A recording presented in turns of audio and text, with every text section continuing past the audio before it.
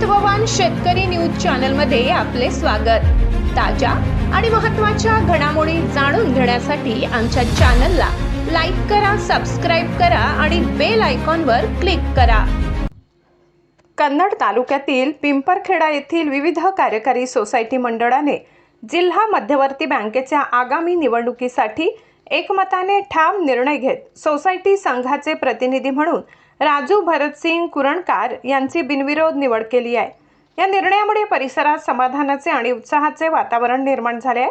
ही निवड केवळ औपचारिक प्रक्रिया नसून पिंपरखेडा सोसायटीच्या एकजुटीचे, संघटित ताकदीचे आणि परस्पर विश्वासाचे प्रतीक असल्याचे मानले जात आहे। कोणतीही निवडणूक न लढविता सर्वानुमते झालेली ही निवड गावातील सहकार भावनेचा उत्कृष्ट नमुना ठरली आहे।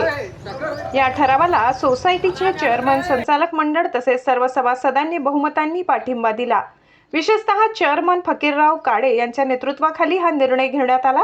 यामध्ये विजयसिंग विघोत, कारभारी हराड, बाळाभाऊ भडगे, कृष्णा गायकवाड, संतोष भरत राजपूत, शांताबाई लहानू आहिरे, कुशीवर्ताबाई काकासाहेब निकम, सचिव आर.एस. नलावडे, गणेश भालकर यांनी महत्त्वाची भूमिका बजावली।